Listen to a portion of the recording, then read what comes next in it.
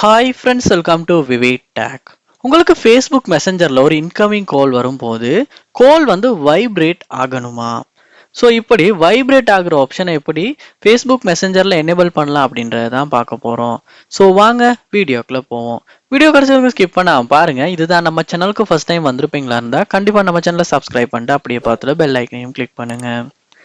Facebook மெசஞ்சரில் வந்து கண்டிப்பாக நம்ம கால்ஸ் சாட் வந்து பண்ணுவோம்.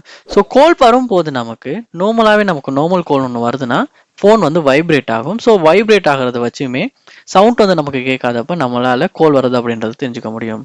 இதே ஃபீச்சர் வந்து மெசஞ்சர்லையுமே கொடுத்துருக்காங்க. ஸோ அதை எப்படி எனேபிள் பண்ணணும்னா ஃபேஸ்புக் மெசஞ்சர் ஆப் ஓப்பன் பண்ணிடுங்க.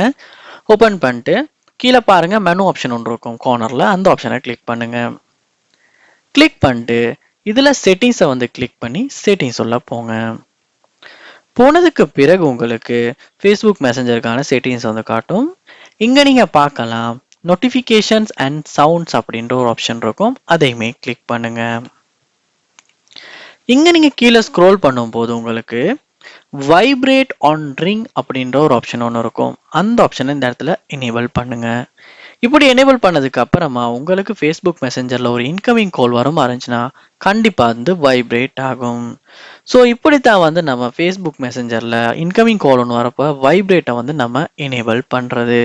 ஸோ இந்த வீடியோ உங்களுக்கு ரொம்பவே யூஸ்ஃபுல்லாக இருந்திருக்கும்னு நினைக்கிறேன். இது போல் நிறைய வீடியோ பார்க்கணுன்னா கண்டிப்பாக நம்ம சேனலை சப்ஸ்கிரைப் பண்ணுங்கள். அப்படியே பார்த்துல பெல் ஐக்கனையும் கிளிக் பண்ணுங்கள். அதோட உங்கள் ஃபோன்லையுமே ஏதாவது இஷ்யூஸ் இருந்து உங்களுக்கு சால்வ் பண்ண முடியலைன்னா கண்டிப்பாக கமெண்ட் பாக்ஸில் வந்து கமெண்ட் பண்ணுங்கள். அதுக்கான சொல்யூஷனை நான் தரேன். தேங்க்யூ.